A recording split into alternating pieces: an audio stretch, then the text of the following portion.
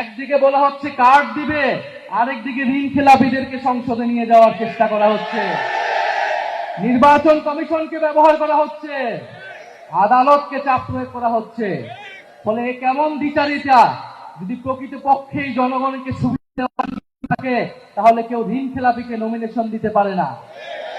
যারা ঋণ পরিশোধ করে নাই তারা সংসদে গেলে আপনার মনে হয় তারা ঋণ পরিশোধ করবে? আর এরা আবারও ঋণ নিবে, এরা আবারও টাকা লুট করবে, এরা আবারও টাকা পাচার করবে বিদেশে।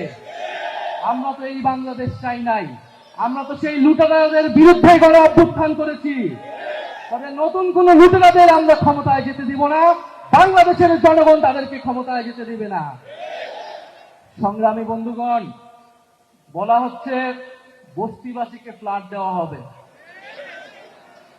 বস্তিবাসী ফ্ল্যাট চায় নাই আমাদের কাছে, আপনাদের কাছে।